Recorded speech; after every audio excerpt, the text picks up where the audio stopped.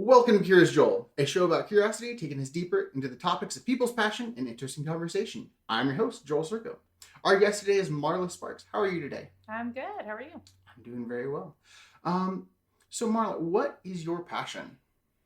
My passion is making things, which I realize sounds kind of broad because it is. Sure. I think I had a lot of pressure growing up to hang my hat on a particular passion. And recently I've realized I can be a generalist and just be passionate about making things in general. And that's enough of a passion than, something super specific. So it's general, but that's it. I'm a generalist. So you're just kind of like a broad spectrum artist. Yeah. And yeah, artist is a funny term. I think a lot of people get nervous to call themselves artists. I just like creating things, and that could be art, it could be pancakes, it could be a business. Okay. And to me, it's all in the same category of I made something today, and that's what makes me excited. Okay, I like that. Yeah. I like that. It's really concise for how broad it is, if that makes any sense. So, what brought you up with my wanting to interview you is you actually own a store. Do you want to talk about that for just a second? Yeah, I own Art Dept, which is an art supply store in our little cute mountain town of Idlewild, California. We opened last May, so we're just coming up on a year. Well, congratulations thanks. Early. yeah, we're gonna have a little party. We'll let you guys know. Awesome. Yeah, we opened in May. We are in a little small rural mountain town. For those who don't know where we're podcasting from, it is kind of the middle of nowhere, and there's no art supply stores up here. There was one previously. I think they closed 5 years ago or something. 4, I think. Yeah. I was really sad when it closed because I had just found it a couple months before that. I was like, okay, I'm gonna put a part of my check towards that later, and then they're like, by the way, we're going out of business. Yeah. I'm like, well, great. Hope you got in on that going out of business sale. I heard they had some great deals. I think I bought one thing for a friend of mine because it was a calligraphy set or something. I don't remember, but I was like, hey, and then I was like, they don't have everything that was already gone, but everything that I wanted was already gone. I was like, great. Yeah. So I was really, really happy when you guys opened up. Yeah, and we're a creative community with a ton of artists up here. So when my husband and I moved up here 3 years ago, we were just how is there no art supply store up here? Yeah. And that was never a thing that was on my radar as something I felt strongly about opening an art supply store. But it just felt like it's a niche that isn't filled currently up here. And it was something we got excited about. And it started as a crazy little pipe dream. And now here we are sitting in the shop. So you mentioned that, and I don't usually get asked this early on, but how does it feel to be living in something that was just a ephemeral, this would be kind of fun to do? Yeah, it's a trip. Okay. It's a trip because, this is I'm not someone who plans out my life. There are people who have 5-year plans. I am very much fly by the seat of my pants. Uh-huh. Let's see where the wind takes us. Yeah. Which I thrive on a little bit of chaos. So. Same. I understand that a lot. No, it is kind of a trip to be I don't know, a year and a half ago, this was an idea. And in a couple months, we found a space, we built it out. I had to very quickly learn about how to run a shop. What POS system do I use? Where do I buy Sharpies from? Where do you buy Sharpies from? What is wholesale? What's a good, all that stuff. It was a huge learning curve, but really fun to learn, dig into it, and have a little thing to research. So that's really cool. What first caught your attention, with art in general, and then what really settled you on, okay, we're opening this up, and it went from man, there should be something to okay, we need to do it. So start with the art. Yeah. General art, like you said, the broad spectrum art, and then move on to the shop. Okay. Yeah, I think I've always been creative. My parents are both artists, so that's helpful. I have supportive parents who are down with whatever you want to do, just like you need to survive and make money also. Yeah, but they're not the ones like, you can't make money off of art. Totally. And their background is they had a food photography advertising, stock photography specifically for food company, which is like a very niche thing that like doesn't really exist anymore. It's like a very 90s thing to do stock photography. Yeah. So, you know, my dad was a photographer. My mom was a food stylist, which is like a really creative skill, but not necessarily what people think of when they think of like an artist. But there's a lot of weird Someone's things. got to make those Burger King burgers look so good. Absolutely. And fun fact, they did the In-N-Out burger pictures that are still on the menu. They haven't changed the menu. Oh my gosh. So when I go to In-N-Out, I'm like, do you know who I am? And they're like, no. It is $3.50 for you still, ma'am. In fact, now it's $4. Yeah, so they did those In-N-Out burger pictures. So they did like food. I have to say they did a fantastic job with those pictures because they always look good whenever I go in there. So and food photography is like a fascinating world of, it's so much crazy stuff. Like there's a lot of laws about it. So like the In-N-Out burgers have to be the buns that In-N-Out uses, the meat In-N-Out uses, but you can do whatever you want to those things. So like the meat is like painted and then like sear with little bars, the sear marks on it. Right. And so there's a lot of crazy little tricks. I've seen some behind the scenes of those. I'm like, this is no wonder this looks so much better than what I actually get in the bag. I mean, In-N-Out does a pretty good job, but like some of the places like the Burger King burger, like it's like I've had one of those and I'm like, where's the rest of it? Right. There's a discrepancy here. Yeah, there's a significant height difference and fluffiness difference between what I see and what I get. Totally. But it's crazy how much they have to do to some of those things. Just like, you know, spray paint and like, you know, they got cotton and all this other stuff in there. It's crazy. Yeah. So that's a super creative thing that I think is a cool job because it's not something people think of as like, I think there are people who think I'm creative, but I don't know what form that takes. And I think there's just so many forms that can take that aren't like painting or photography or like a very linear path. So anyways, that's my parents' background. They are retired now and are artists who like go to Burning Man and stuff. They're very much artists. Gotcha. Here's my dad's book. People listening, you can't see it, but the Paradise Circus. My dad does cool digital art, and my mom did this piece. She does like mixed media sculpture stuff. We will take a picture of both of those so that people can see it. I'll post those on Instagram for them. Cool. So they're both super creative and very, very supportive, which is wonderful. So I grew up creative. I went to art school. I went to Otis College of Art and Design in LA. Go Owls. Is that our mascot? Mascots don't matter at art school. Obviously, that wasn't like a key focus for you. We have no sports teams at Otis. But I think that was like a really stressful picking my major is like, I feel like there's so much pressure to be like, what are you passionate about? Like, what is the thing you want to do? And that is like such a daunting thing because you're like, I'm spending so much money on this particular thing and I need to know what I am passionate about. And for me, it was always kind of vague. I know I'm creative but I'm not like, I'm a jack of all trades, master of none. I'm not like excellent at painting or excellent at any one thing, but I am, everything is figure outable and I can scrap some stuff together and it will look a-okay. You have a knack for figuring it out. Yeah, figuring it out. So I studied product design, which is kind of a cool general major. So it's industrial design, basically. Yeah. Which is learning 3D modeling, also graphic design, learning how to like physically make prototypes. So like woodworking, metalworking, 3D printing, like all the things, laser cutting, which I thrived on because it was just like, I get to try all the things and see what sticks. Yeah. Man, that sounds like it was so fun. I dabble in a lot of different art forms, and that just sounds like amazing. Just like, hey, I'm paying to just mess around with everything. Yeah, my senior project was restoring a trailer. What?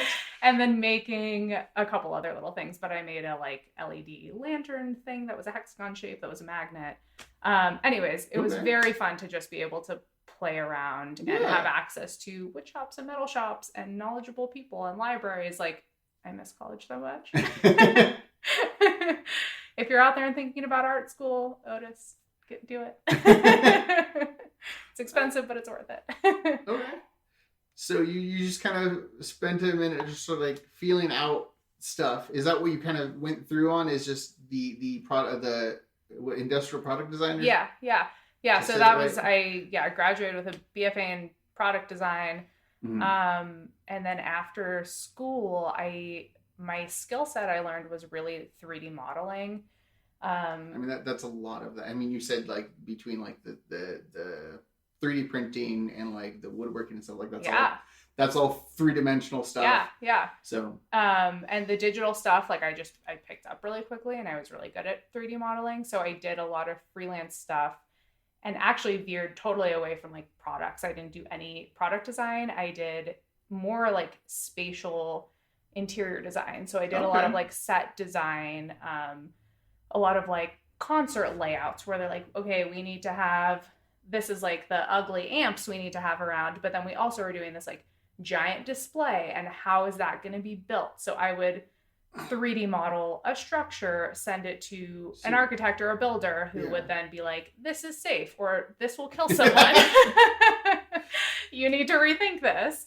Thankfully, I haven't killed anyone with my designs. That's always that I'm aware of. That's always a plus, you know. A little capstone, just like, hey, no one's died yet. As far as I'm aware, you can't hold me legally for that. Totally. So yeah, I did a lot of set design for events and photo shoots. Some fun projects I worked on. I did a cool Mickey Mouse 90th anniversary pop-up museum, kind of like, you know, like Museum of Ice Cream. They have all those like pop-up museums that are a lot of like photo op things that you can walk through. So we did one for Mickey's 90th in New York. So I was out there for 2 months building out this thing, which was super fun. Got to work with Disney people, which was interesting. It is kind of like a cult. But a fascinating world to get to like work in. Yeah, they're going to say, but a fascinating cult. It is a fascinating cult. It is. And then my most recent job before moving out here, which really led me to opening the shop, was I worked for a production company that did a lot of design set things for photo shoots and events for, I'm going to say, reality celebrities who shall not be named because they do not deserve to be named. I was like, is it the reality stars that have no reason to be reality stars? And as you can imagine, it drove me out of LA, which is where I've grown up, and that's like not the world of LA I grew up in. That's like a very specific, like the entertainment industry is a beast. And I realized pretty quickly, like, I'm so burnt out. I was working, it was right during COVID. There was like no COVID protocols. It just felt like no one cared about me except for me, and I wasn't getting paid enough. And it just felt like I need to look out for myself and like get out of Dodge. So how did you go from, you know, you moved up here, now you're sitting a couple months short of your 1-year anniversary in the shop? Like, what did that process look like, going from like, okay, I don't have an art shop, I would like an art shop, I guess I'll be the one that does the art shop. What does that process look like? Yeah, so when we moved up here, we noticed there wasn't one up here. It felt like a thing that needed to happen, but it was just like an abstract idea. Like, someone should open that thing. And when I moved up here, I was still doing some freelance design work and like wasn't loving it. I just felt really over all of it. I mean, I can imagine if you had that much mistreatment, like I can imagine getting burnt out on what you did like. Yes. Because now it is a round of like, oh yeah, remember when I was doing this and no one cared? Yes. And it was like a lot of staring at my computer all day, which I was just realizing like I'm not happy right now. And I'm also starting over where like I moved to a new place where I don't know anyone. Like, it's a blank slate and we can do whatever, which is really liberating and also like really scary. So, and my husband was a pilot in LA. COVID happened, not a pilot anymore because they stopped hiring basically everyone who's getting ready to go to the airlines. So he moved up here. He's a photographer. He's been doing like freelance real estate, vacation rental photography, but we just kind of moved up here being like, we're open to like whatever happens, but also we need to like do a thing. Like whatever, but there needs to be some solidity somewhere. Yeah, totally. And so, I'm not sure exactly where. I think what spurred it on was we found this space and it felt like that's a great blank canvas, pun intended. And like, maybe we should do it. And I think it started out being like, what if we did? And like, I think it's really scary to like say those things out loud, because I think a lot of times you like say your ideas out loud and it can easily be like, well, that's a dumb idea, let's not do that. Or in your head, you're usually your own worst critic, where you're like, that's stupid, no one's gonna. But my husband was on board. I told my parents, and they're like, yeah, like, you should do it. I started telling friends. You're like, wait, no, you're supposed to be saying, no, that's a stupid idea. You guys are the practical ones. Stop. No, hold on. Let's try this again. Take two. Right. Say, no, it's a bad idea. Yes. It's irresponsible. Okay, hold on. There's a list. As parents, you're supposed to go down when I tell you any sort of cool idea. Right. It's supposed to be, it's dumb, it's financially responsible. Like, you guys didn't read the manual, did you?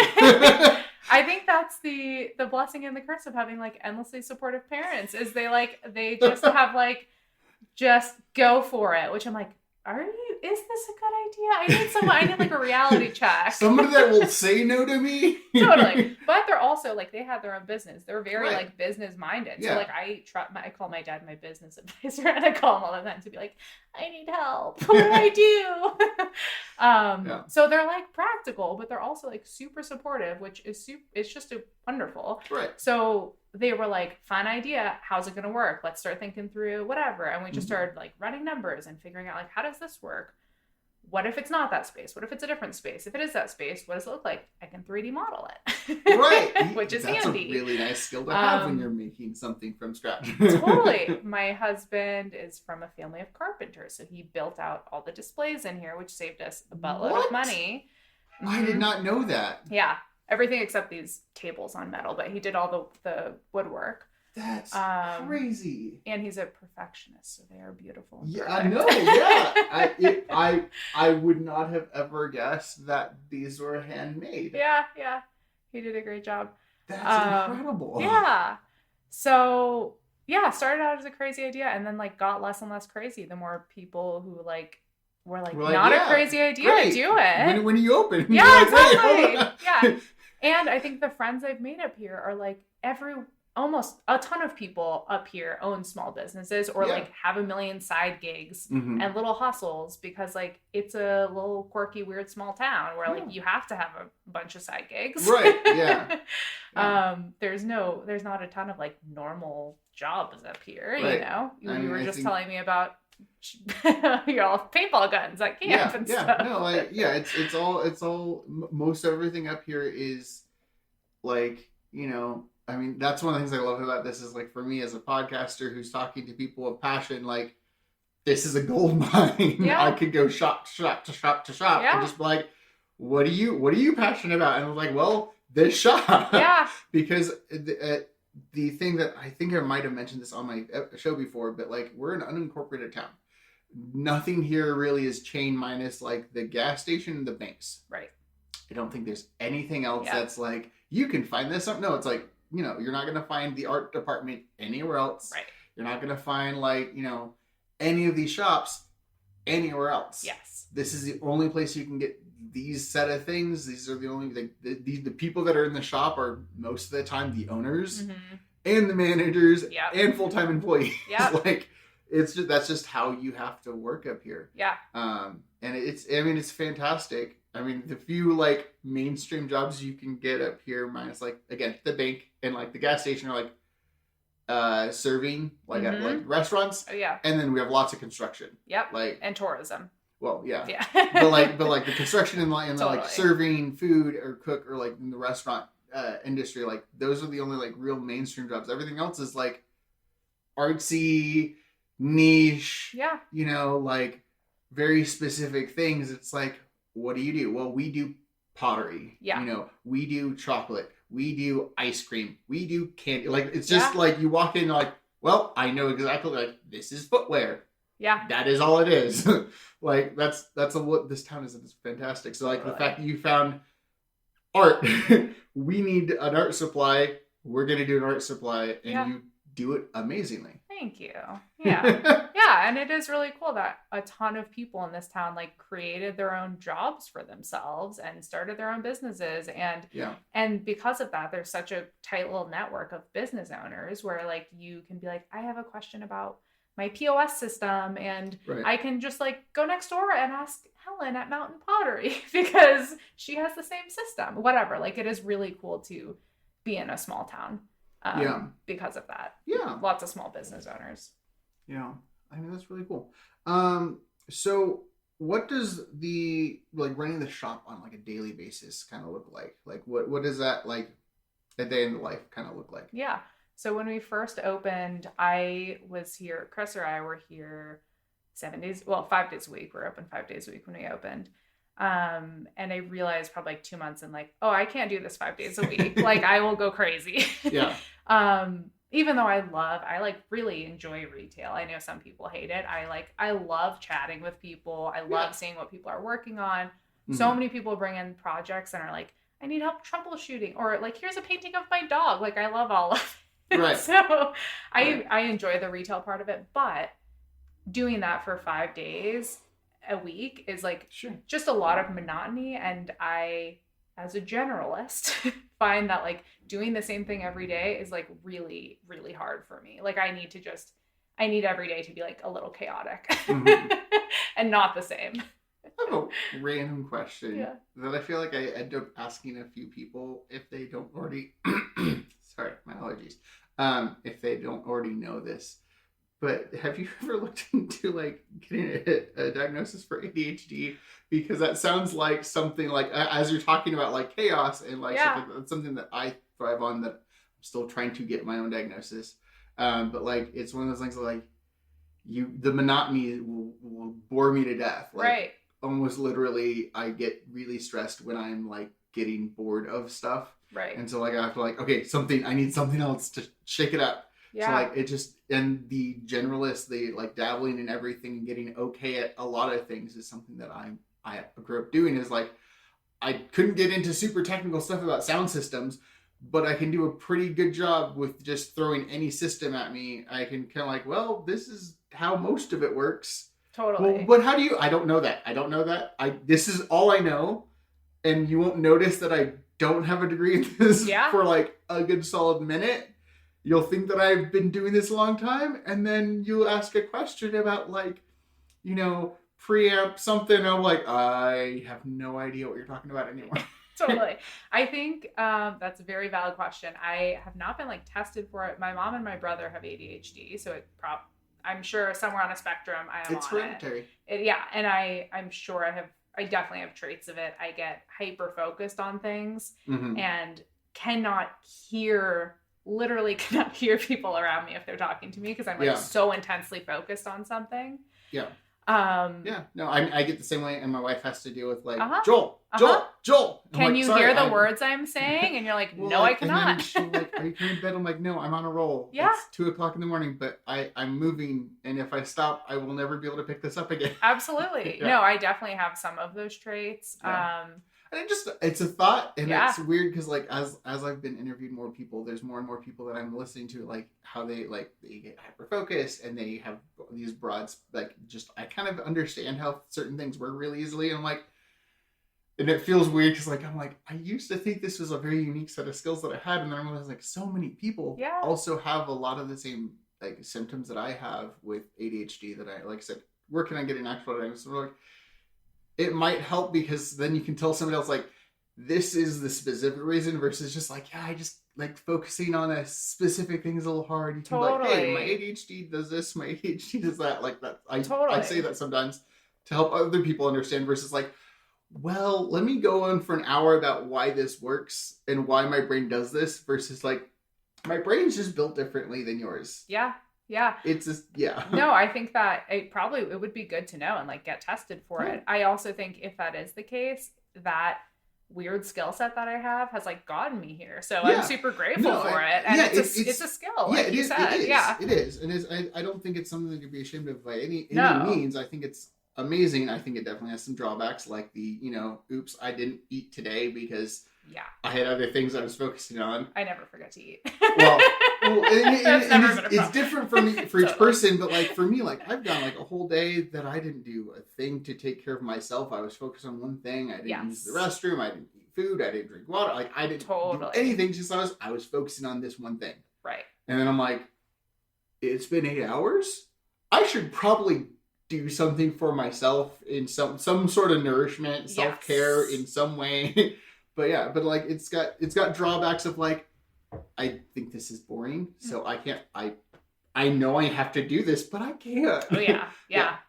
No, and I think I didn't mean to imply that is a. I just think being like, I think in general, if you say like I have a diagnosis of X, that does imply like it is a drawback, but I think it's not, because we have this like powerful skill set of like hyper focusing on a thing and doing a million things at once. And so if I do have ADHD, then great. It's working. I just think it's something that like when I'm noticing certain traits, I'm like, and I try not to say this a lot because like I feel like I'm trying to diagnose a bunch of people, but I'm like, I'm not. It just sounds really familiar. Yeah. And it might be helpful to know more specifically like what things to look out for. And like for me, I've learned like, okay, I'm like, my wife has been really good about like making sure I take care of certain things for myself because I just forget. Totally. And so like I can have someone that helps me with it versus just like I'm sitting like I'm alone in this whole thing by myself. So, and it was just like I said, just a random side thought. It was just like interesting. Did you finish talking about? Sorry, I don't remember ADHD. I don't remember either. Speaking of ADHD, where were we? Forgetting where we were in a conversation. No, I have zero recollection of literally what was before ADHD. So great. We were talking. I'm pretty sure we didn't finish talking about like how you got the shop to where it is. Oh, it was day to day. Right. There we were. We're back. Yay! Okay, yeah. So I was here 5 days a week. That was monotonous. I may have ADHD. There you go. All right. From there, let's go. So then we hired someone, and then it like freed up so much of my time where I can focus on like buying for the store. I can focus on advertising, all of the million other things that come with owning a business, which is like so much more than just being in the shop. Like it really is, which I love about it. There's like never a dull moment and there's always something to be doing. I just ordered branded packing tape for our online orders, which was like felt very exciting, and I got to design online packing tape. Right. And like focusing on our online store, which has been taking off, which is awesome. Because if we get snow like we did for the past 2 weeks, I can like close the shop. I can close the shop and still be like, we have money coming in from online sales from people in all over the country, which is so cool to me because they have their choice of art supply stores, Blick, Michael's, whatever. And they chose our little art supply store. And like, I get so excited every time we get an online order. Yeah. And I think part of that is just like the movement of shop small, which is rad that people even have on their radar. Like, I'm not going to buy from Blick today. I'm going to find some other this art supply store I just found on Instagram and I know nothing about them. I'm going to order from them. Is really powerful. And like, we genuinely do a happy dance every time we get an online order. So thank you for shopping small. Because I probably will forget this by the end. What's the address to go to? Like, is it just like artdepartment.com or something? www.shopartdepartment.com, and department is abbreviated, so DEPT. Okay, and I'll make sure I link that in the description so people can follow this podcast over that direction. Yeah, I might have you repeat that at the end if I forget. Okay. So like you said, there's so much more to going into like buying stuff. Like, what does that look like? Let's take a peek behind the curtain of this beautiful facade. Yeah. Like, what's going on behind the curtain? Totally. So like this week, all right, we I'm just like constantly ordering stuff for the shop, which is very fun. Mhm. It's like Christmas shopping, except my house isn't filled with more stuff because I And don't you need don't go into debt for it, like Well, not yet. permanently. Like Totally. it's something like it's not like, hey, this is gonna sit in my house. Yes. It's, hey, I gotta buy this and don't have to feel guilty about it. Totally. So we have serious art supplies. We have oil paints and colored pencils and pastels. But then because we have such a big tourism community up here, we also have like little DIY kits and stuff that you can just like pick up if you're like, I feel like doing something in this cabin I've rented this weekend. I'm going to learn to embroider. We have like embroidery kits. So the little kit things are like really the most fun to shop for, and the gifty stuff is fun to shop for. I'm also just getting like restocks of colored pencils, filling online orders. We have just looking around at what is happening this week. This, which you listeners cannot see, but we have on our wall a chart, a layout of the store that is color coded because our employees just went through and weighed every single item, which is like 3,000, because we needed to put weights into Shopify, which is our online store. So we are mailing things and we're paying the correct amount to ship them. Right. Because previously it was like flat rate shipping, and it was like sometimes a huge discrepancy if they ordered a pencil and they were paying $8, or we shipped them a super heavy thing and we didn't charge them enough. Right. So now everything in the store is weighed, but like a lot of little boring things like that, where once a year we do inventory and we count every single item in the store to make sure we're not missing things. And like there's always a discrepancy with inventory because something got missed or someone walked out and didn't pay for something. Well, I mean, so one of the things that I really like about your shop, because I'm kind of obsessed with like little tiny things, is you have a lot of tiny things in here that someone like could either slip in their pocket on purpose or just like they're holding it, they put it in their jacket pocket, and then like, I had the thing, oh well, I guess I'm gonna leave, and then walk out. It's like you have a lot of small items that can just easily be forgotten or missed or something like that. Yeah. So, like, we have a whole section of our store that is tiny art supplies, which is kind of like our favorite little niche. We also have we have a tiny art gallery outside of our store, which rotates. Currently we have tiny ceramics on exhibit.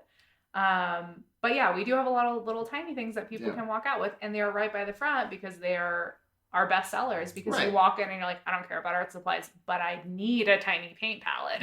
1-inch pencil, like colored pencil set. Absolutely. There's only been one shoplifter that we have caught on camera. So we realized we should probably have a camera in the store to keep an eye on things. It's at the front, right in front of the tiny things. Right. And we did see someone like our employee who was working here was like, he looked a little suspicious, and we just got this new thing in, and when I walked over later it was gone. So then we reviewed the footage and saw this guy like slip a thing in his jacket pocket and is looking around, like looking super suspicious. And she was busy, like she's obviously not going to be like hyper focused on like, what are you doing, sir? Because that's weird. Yeah, that's a little creepy. So you like, obviously you're going to miss stuff. If people want to steal something, they will. But we got him on camera, and I blasted him on Instagram. You need to be publicly shamed, sir. Do not steal. Especially from a small business.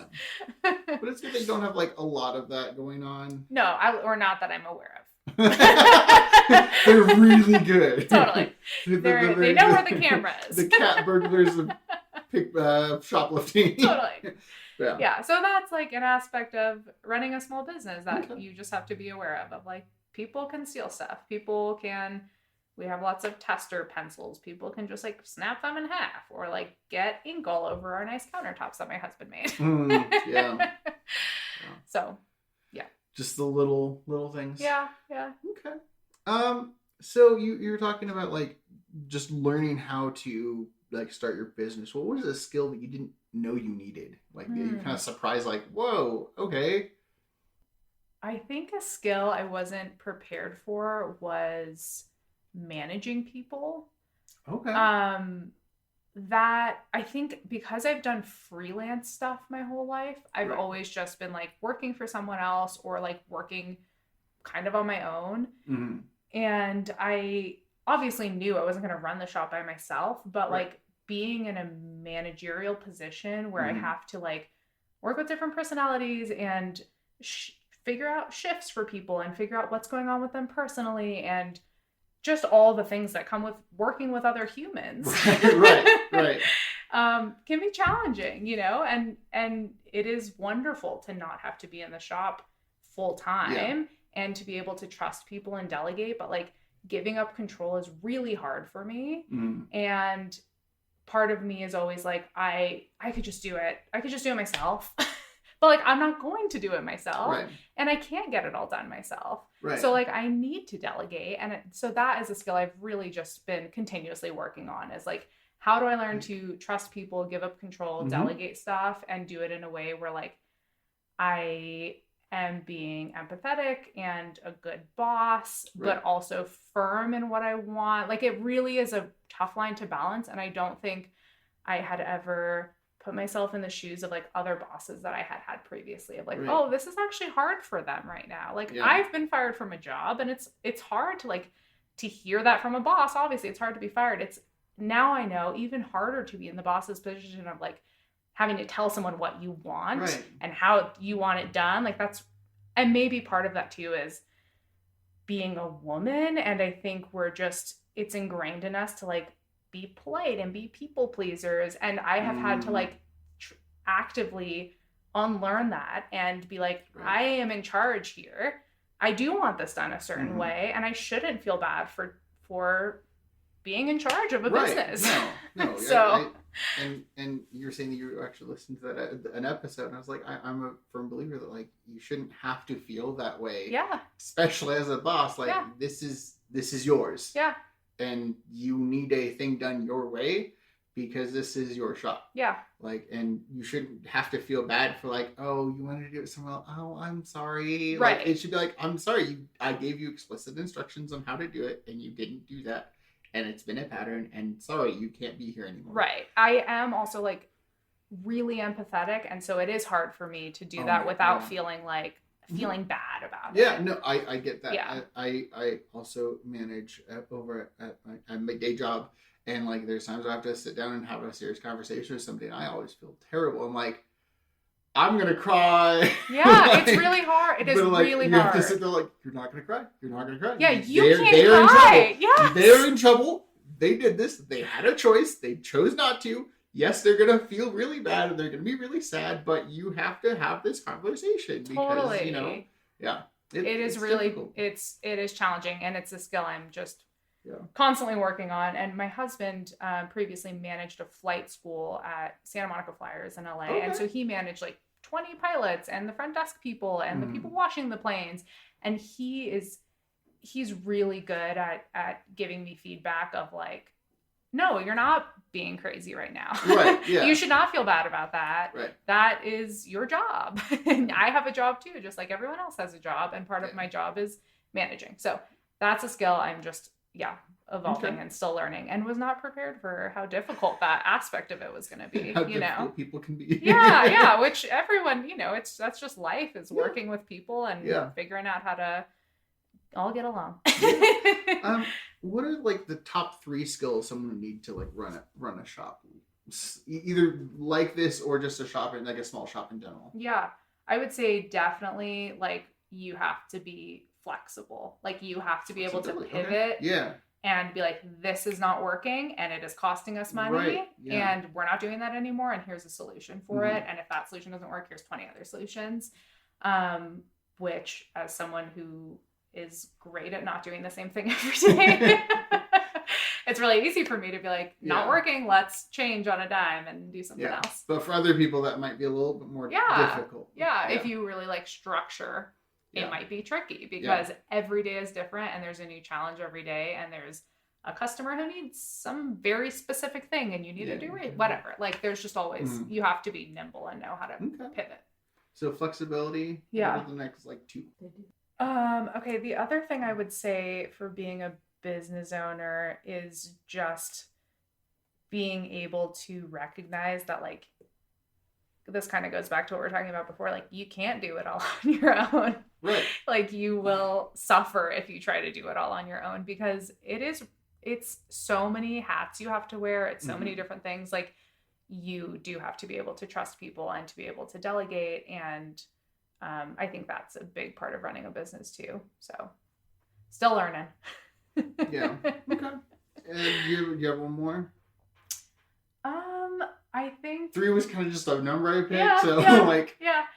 I think you have to like get excited about it all over again every day. Like every day is different and it's constantly evolving, and you just have to be like, I am on board. This is a baby I've birthed and it is with me now. And I'm not giving up. The ship is not sinking and I'm in charge here. And so like just stick to itiveness. Okay. I like that. I like that a lot. Every once in a while I have a little panicky moment where I'm like, oh, I created this thing and it is just going to keep running indefinitely. And like that thought is kind of scary. I also had a similar moment. I just got a full sleeve of tattoo done and I had a little panicky moment where I was like, oh my God, it's forever, which I have a bunch of other tattoos. Yeah. But this one in particular, it felt a little like the shop where I was like, it might be forever. And forever's kind of scary. I say as I've been married for 11 years. So.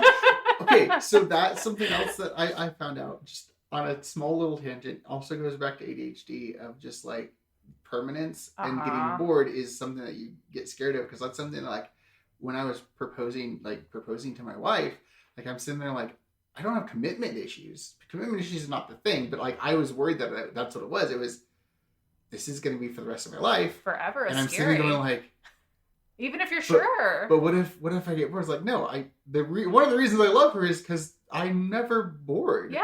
And so like, but I will say I can't get tattoos because for me that like permanence is like, I wouldn't like, I could settle on what I'd want.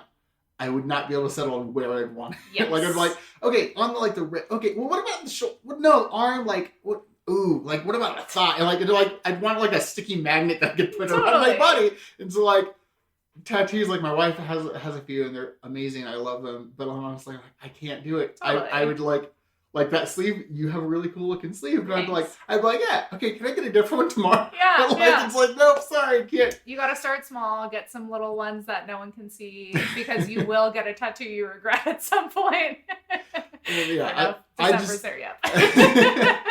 But like for me, it's just like something like I could never commit to like specific. Like it took me forever to realize like I do want to dye my hair. Like, and I did that, and then I do like that, but it's like it does fade eventually. Yeah. And eventually, if I wanted to, I could go back to my normal hair color. Tattoo, I can't do that. Yes. But like I'm thinking about getting my ears pierced, and it's been like 10 years of me considering it, of like, you know what? I could do it. I could deal with holes in my ears for the rest of my life, I think. They close up. Well, but like for me, like it's something that it's often they close up, but I know enough about like sometimes they don't. Yes. And so like my brain's like, well, but what if you ever don't want holes in your ears? It's like, and it sounds really stupid, but like that level of like commitment to like, will I get bored of it? Will I ever be like, ooh, that was a good idea once, but now it's a terrible idea? Right. Like, terrifies me. So like that sleeve and like the shop, I understand that like sentiment of like, oh no, it's forever. It's not actually forever. I could sell the business, I could close it, but it is indefinitely a thing. It's not a well, I opened the shop for 1 year. Like it's not like a chunked thing of like, well, my subscription to owning a shop is over. Yes. It's a okay, this is until I actively end it or just really mismanage it. It's here, right? Until otherwise stated, right? And that, it can be kind of like a big thing, and that's something I realize that a lot of people with ADHD deal with as well. Like that, like permanency is terrifying, not because of the permanency, but because of the boredom that could come along with it. Absolutely. Like, okay, we've owned the shop for 4 years, same thing every day. Like that's what you imagine, but like you said, every day is a new thing. Yeah. And there's always these new situations like, I never thought I'd have to deal with someone trying to paraglide in my shop or whatever the case may be. Like I've heard some weird stories from people like, I didn't think I'd ever have to tell somebody like, not to go doing this in the thing. Oh, yeah. It's like, I'm constantly shocked by people. Yeah. But like, that's the thing is like our brains think that it's going to be very boring, but the reality is it's really exciting. Even more monotonous jobs can have their levels of excitement as long as we're willing to. Totally. And I think my previous jobs, like if you looked at my work history on paper, you'd be like, this woman should not run a business.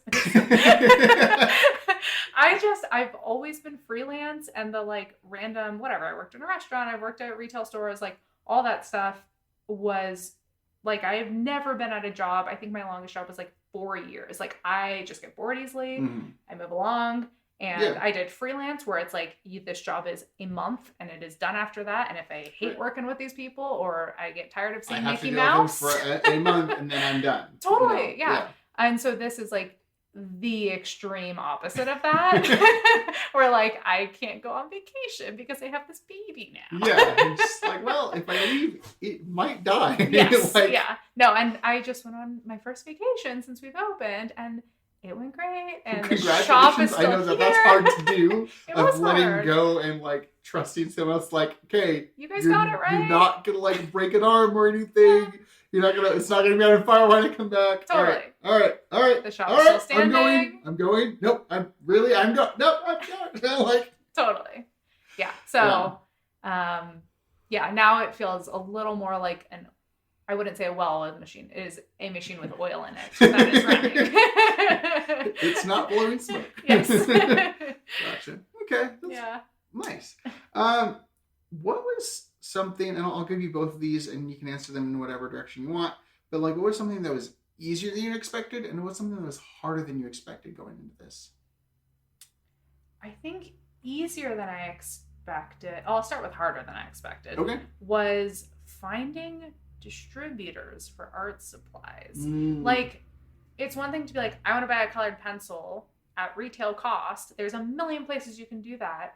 But I imagine you were like this too. I would hone in on a very specific thing where I'm like, I need to find this tiny container. Mm-hmm. And like, I have to have that tiny container in the store. And I would go down so many rabbit holes of like, Right. how do I find it? And things are like actually kind of hard to find. And there's kind of a thrill in that. Like, I kind of want the hard to find stuff in the store. Sure. Like, I want a unique selection. It does bring up like a level of quality. Is like, you can't find this anywhere else. Totally. You don't know why. I looked for like 70 hours for this and I barely found this. Totally. So have fun. Yeah. So that's a really specific thing, but it was hard to find distributors. Mm-hmm. And I think when we first opened, I was like, all just low-hanging fruit. I can get stuff from this place, and then quickly realize like, oh, I can get a better price, but I have to set up a thing with this company and I need net 30 terms. And in order to get net 30 terms, I need business credit, but this business is new. How do I don't have credit for the business. You just have to take my word for it. Like, so a lot of little things like that I just had no experience with before. I will say wholesale has gotten a lot easier to like find things because now there's a website called Fair, which is like Etsy kind of for wholesale. So it's like individual makers and so like a ton of small little brands. These earrings here are from Fair and they're like a little pencil and notebook earring set in a really cute little glass vial. But like, this is a small business. Like, a ton of the brands we have in here are other small businesses, which is cool because it's brands that are not on Amazon or are women owned or whatever. So Fair is a wonderful black hole of a website that I spend a lot of time on. I love that phraseology. Okay. So like finding that. Yeah. What about something that is easier than you expected? Easier than I expected. I think I had this constant fear before we opened that we were going to open the shop and no one would come in. Like, not a soul. We're like kind of off the beaten path in Idlewild. We're not on the main drag. I was just like, that was my constant, like, I would wake up in the middle of the night and be like, no one is going to buy anything from us. You just like imagine like Old West, like tumbleweed rolling through. Yes, literally, yes. And that was my like constant fear that like kept me going because I was like, we can't make that happen. Like, yeah, no, I get that. But easier than I expected is like, we have this wonderful community of artists and creatives. We have an arts high school, boarding high school in Idlewild. And it's been like weirdly easy and fun to grow our Instagram following. Like the online orders are coming in. Like, I'm so grateful for everyone who walks in the door because I'm like, thank you. Like, you chose this place to spend your money. Tumbleweeds away. Yeah, you're paying 4 employees and keeping this business afloat and supporting all these little independent makers. Like, yeah, I'm just like shocked and like so thankful that people spend their money here because that was the thing that was just like replaying in my head of like, no one will spend their money there. that's a really cool thing to like have on the easier side of things, or just like, yeah, I like that. I like that a lot. I think a lot of Idlewild thrives on tourism. Obviously, we're a tourist community. Thankfully, we have a really strong base of locals that like come in, and I know what they get, and we chat about fountain pens for an hour, and like it's cool to have recurring locals that support us. Yeah. My budget's the only thing that keeps me out of here, because I will spend way too much money in here, and my wife would not be very happy. But I mean, you still have things that like I come in, I'm like, I'm sorry, you have a multicolored crayon. It rotates, and you have like, it's like those old like little multicolored pens, but it's a crayon, and it's so cool. Like, well, shoot, December will forgive me. It is very fun to buy for. So here's another two-parter. What is your favorite part of the job, and what's your least favorite part of the job? Okay, my least favorite, I think we touched on this already, just learning to manage people. That's really just like my struggle at the moment is like, and giving up control. Like that's it for me. It's not even the people. It's like learning to let go of the wheel and let somebody else steer for a little bit. And trust people. So that's just, I'm still working on it. The easiest part is like all the fun stuff. I don't know. There's just so much fun stuff that I get to do. There's like, I've been going deep into like figuring out the Instagram algorithm and like what's working and what's not. And Instagram ads have been doing super well. I pay like $20 a week and we get like 300 followers a week. Like it's kind of mind blowing, but I mean, Instagram knows what they're doing. Right. I just say like, here's some money, find me people. And that has turned directly into online sales. Like it's just really fun to wake up and be like, an online sale, be a little bit of a creep and like look their name up on Instagram and be like, yeah, they just followed us last week and it was from that ad. Right. And now they made an online sale. So that ad has paid for itself because this person in Pennsylvania bought a notebook. Like, so it's really fun to just dig into like the analytics of all that stuff. Yeah. It's really cool. Yeah. I like that. Yeah. Really quick, what is like, I think you said this actually, but maybe give 2 examples of like, what's your best seller here? Because I think you mentioned like, is like your tiny, art supplies and stuff like that. I think what's tricky is like at a traditional like gift shop or retail shop, there's like a seasonal, whatever. If you sell clothing, there's like jackets. This jacket sold super well. It's on trend. For art supplies, it's a little more difficult because everyone's got a different field they work in. Right, yeah. So it's not like we have a brush that comes in that like flies out the door, like because people just don't buy have like things. Winter brushes, right? Exactly. Like, well, this is a spring collection of paints. Yes, exactly. So because of that, it is like kind of hard to track our bestseller, but by far, tiny things. Everyone loves tiny stuff. We have like mini canvases, mini colored pencils. I think that's our bestseller. I could look it up and tell you actually. I just want to guess tiny things. Tiny containers. We have tiny colored pencils that are like the size of your pinky, maybe smaller, like the whole container of colored pencils. They're so small. Yeah. And even if you don't need art supplies, like people come in and are like, oh my God, I love tiny things. So it is fun to find all the tiny little art supplies. But yeah, that's the bestseller. You also recently got another tiny thing in, and I'm kind of obsessed with it. And I want to talk about it just for a second. It's a tiny arcade, and you have like a tiny like Game Boy-esque thing that you can like program stuff on. Yeah. So the brand is called Tiny Circuits, and we have a Thumbie, which is like a the size of a, I don't know, like an SD card. Maybe smaller. Yeah, like it's really small, tiny. But has a tiny screen. Like it's the layout of a Game Boy, so it has the buttons and the arrows, but so dang small. Mm-hmm. And it comes with a couple games on it, but then you can program your own games, which is how in my brain, it corresponds to an art supply store because like I think coding is like a totally creative thing. Yeah. And we have a lot of homeschoolers up in Idlewild. And so that's like a big chunk of our income is homeschool kids have like funds that they can spend on supplies they need. Yeah. And sometimes it's like stuff they actually need, a notebook. And sometimes it's like, yeah, my kid wants to learn how to code because I'm in homeschool and they can kind of make their own structure. Right. Yeah. And so this week we're going to learn coding. So I'm pretty excited about them. Yeah. Tiny Arcade and Tiny Game Boy. Awesome. So just thinking about just like imagine like a PSA that could go out to the whole world all at once, just like right into people's brains. What's something you wish more people knew about like either this industry or just like small shops? Like what would you be telling somebody about like as a small shop owner, like a local owner? Yeah.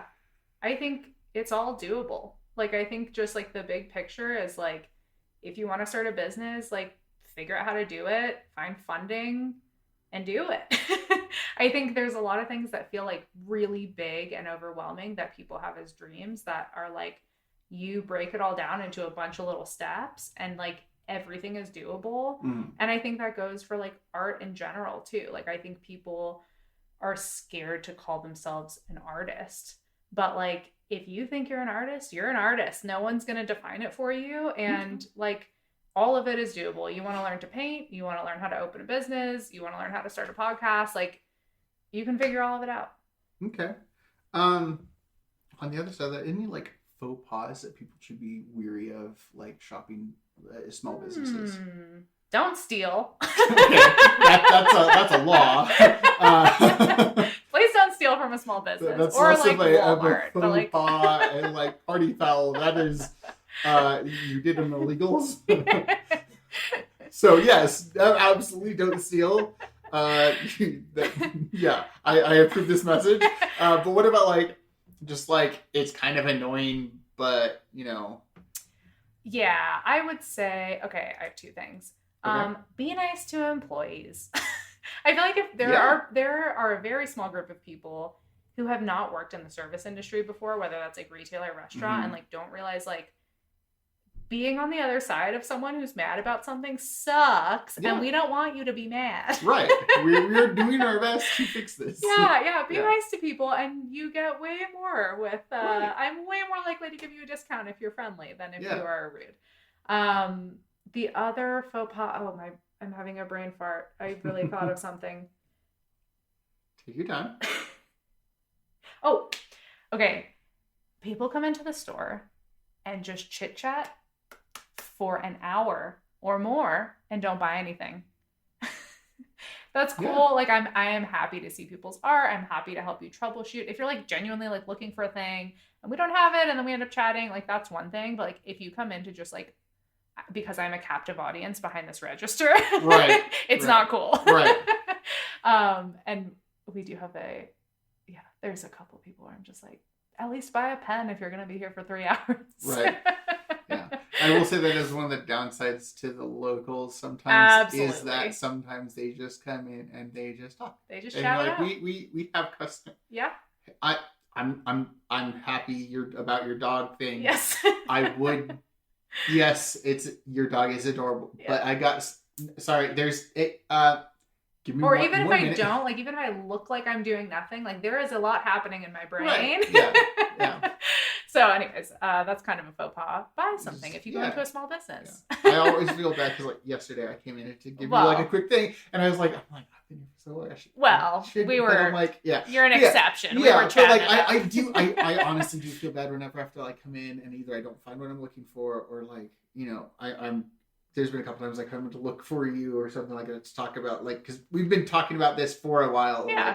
Like, that was not directed at you. no, I know, but like I do feel bad. Like whenever I'm in a store, of any sort, like there's times when like I'll genuinely be looking for something. I'm like, I'm gonna awkwardly walk totally, and like totally fine. Like, I don't expect people to like always drop money here. But that totally makes sense. Of like like hey, if you're gonna spend a ton of time in here, yes, it's like respectful to like hey. I'm gonna support you since I did like take give time. us a little shout out on Instagram. Right, like something. that actually does more than like buying a thing. You know what I mean? Brings more. Yeah, sure. Totally. I get that. And there are specifically locals that are like recurring. We call them energy vampires in here. Recurring energy vampires. Where I'm like, they just come in and sit. You have never bought anything, and you've been in here 5 times for 5 hours each. Like, it is rude, like sir. You're stealing from us time-wise. Yes. Because the people that are here could have been doing something else, totally. but instead they're sitting here talking to you about whatever. But we stupid love thing happened. locals. We love locals. Yeah. And that's the thing is that you're saying like they're some of your best customers. Like they come back and they buy stuff because there's a lot of artists up here and they come here to get stuff instead of driving 40 minutes any direction down the mountain to get something. So we love them. Okay. If this is any different than your other answer, because this usually people answer the PSA as kind of that like, what's something that you wish more people knew? Usually is more avoiding something versus the encouraging PSA, which I think is really awesome. But what advice would you give someone just starting a business themselves? Like, they listen to this podcast and they're like, man, I'm going to open up my own, little mom and pop shop. Yeah. I think there's so much. The internet is a vast place where you can do so much research. But like the most valuable insight I found is from other people who have small businesses, because your situation is always going to be different than some other business that's opening. And there's always going to be, we're in a small town, or you have some constraint that the internet cannot help you answer necessarily, or it will just take you like a million years to find that answer. Talk to people. Go into a small business that is similar to yours. Neighboring shops. Yeah, or shops you admire that you're like, I think this shop is so cool. I want to be this shop. Like, meet them. Right. People are flattered and want to talk about and give advice and whatever. So I think, talk to people. I like that. I like that community building too. Yeah. Okay.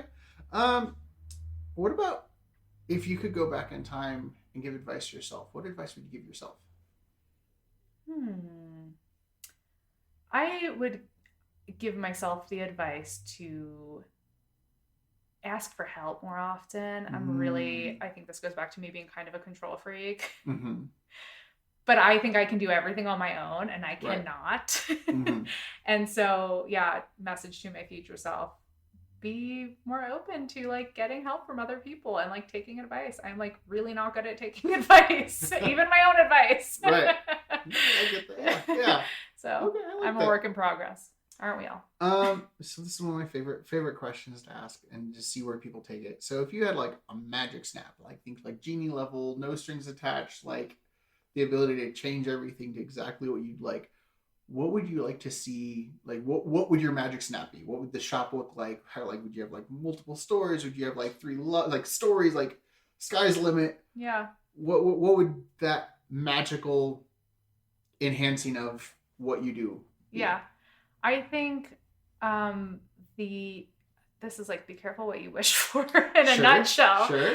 I do daydream about like opening another store in a town similar to Idlewild, where it's like, because I do feel like we found our little niche here. This is like, we're in a small town. I love the community aspect of it. I love that my competition is not Michael's. I love that I actually don't have any competition in Idlewild.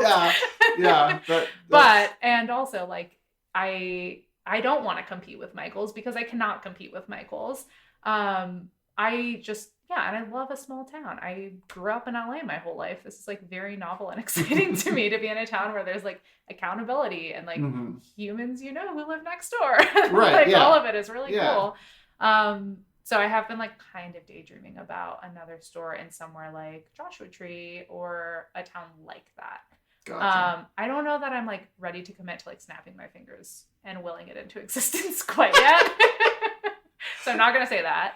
But like, that's like where the pipe dream is heading. Another shop that is in a somewhat similar, like small town. Yeah. And just like, I kind of like that. Yeah. That'd be kind of cool if there were, and this sounds kind of contradictory, but like, there are a few more like mom and pop shops that you could find at other small like mom and pop shop areas. Yeah. So like sub chains almost. Totally. Of, like they're their own little thing, but you can find a similar vibe somewhere else. Totally. And like that does exist in a way that's not, I think when you hear the word chain, it feels like, oh, I don't want that. But like there's, I don't know, the first thing that comes to mind is like McConnell's Ice Cream is like a cute little ice cream shop that has really good ice cream. And there's like 10 of them or something. Right. Yeah. And it's small enough that you still have control over like the quality of things and what it looks like, and it's not Walmart. Well, that's why it's kind of like phrases like a sub chain of like it's still like mom and pop owned, but there's a couple extra locations. Totally. Versus like,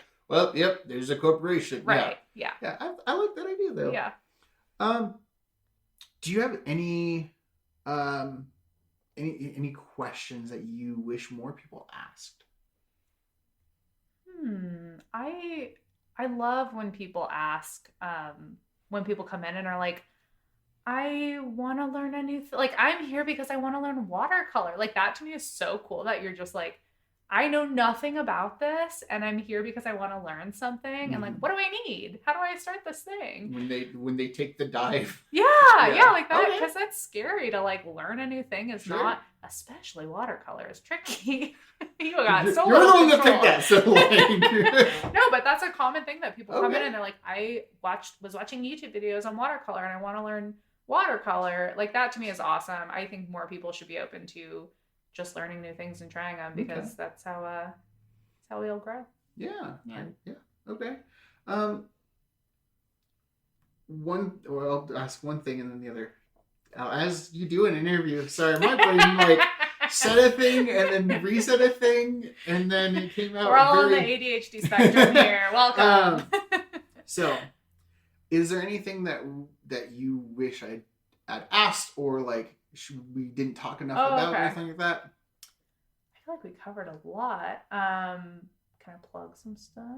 We'll get to that in a minute. Okay.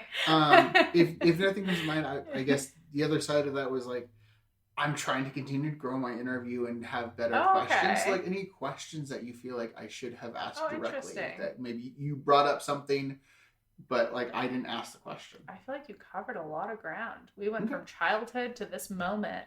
And then this moment in my brain. Be a thorough interview. And then diagnosing my brain. I think we got a lot of it. Okay, no, it was great. That's a new question I'm gonna start asking my interviewees of like any questions because like I want to keep growing. Yeah. Like when you're talking about like the watercolor thing, like I do want to keep growing. I don't want to be stagnant. Yeah. So like. It's like, you know what? Let's try and ask that interviewee if there's anything. So totally. If I think of anything later, I'll text you.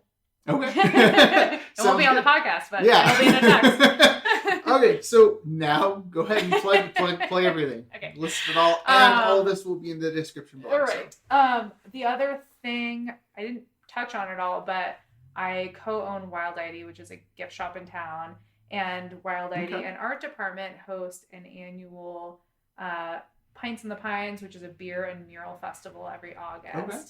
Which is we bring artists up here who paint the town. Literally, yeah, we've got a bunch of big murals in town, although we have run out of walls to paint. This wall might be painted this year. Anyways, we've run out of walls. We've moved on to like giant canvases. But each year we have a nonprofit that we recognize. And this year it is a nonprofit called Wild ID by coincidence, which is unrelated to Wild ID. Sure, I believe you. Really wink. But they do. Well, this is what will make you believe me because I know nothing about trees. They donate trees. They try to get people to plant more trees. Oh, okay, cool. They focus on like forest health up here. Anyway, so that is our nonprofit this year. Last year it was Living Free, which is an awesome animal organization. Okay. So each year, we focus on a different nonprofit. And there's beer and hard kombucha and non-alcoholic beer for those non-drinkers. And it's just a fun festival. So that's August. The third Saturday of August, whatever that is. Okay. Well, you'll have to remind me when it gets closer, and I'll repost about that. Cool. And then go ahead and plug the shop one more time. Yeah. Like the shop and the website. You can find us on Instagram at shop art DEPT. That's shop art department, and department is abbreviated. And our website is the same, shopartdepartment.com. Okay. And we're on Facebook too, which is just the same thing that's on Instagram. Sure. It's just posted on Facebook. Yeah. And then come up and visit Idlewild and check out any of their shops up here, but especially that department because they got some really awesome stuff. Yeah, we got a lot of cool shops up here. Yeah. Thank you so much for being on. Yeah. I really appreciate you taking the time to just sit and chat. Yeah, it was fun. And be sure, if you enjoyed listening, to check out the Curious Joel podcast, subscribe, and tell a friend, and download it on wherever you get podcasts. Yeah. Thank you very much. As always, a giant thank you to Milana Dodd for the wonderful cover art for the podcast. She does a lot of graphic design stuff. You can check out her website at milanadodd.com or Instagram at Milana's Design. She has a bunch of great stuff there. Braden Slens has been working on some more YouTube stuff. Go check it out. I'm going to be on another future episode. We went to the Knott's Berry Farm Boysenberry Festival like last Monday, or well, I guess by the time this post is like 2 minutes ago. It was really cool. We did a bunch of like food reviews of all their fun boysenberry themed everythings. That'll be coming soon, so just keep an eye out for that. And that's the Coaster Gnome on YouTube. And if you're looking for, your graduation pictures coming up and stuff like that, check out December's photography I'm sorry, let me try this again. Check out her photography portfolio on DecemberNoel.com or on Instagram at DecemberNoelPhoto. Just hit her up for your whatever photography needs. Yeah. And if you want to send me questions that you think I should be asking on the interview podcast thingy, my brain just broke. You can hit me up at Joel Circo on Instagram. Joel Circo on Twitter. Curious Joelcast on Instagram, or email me at curiousjoelcast@gmail.com. Thank you all so much for listening, and I'll catch you all on the next episode.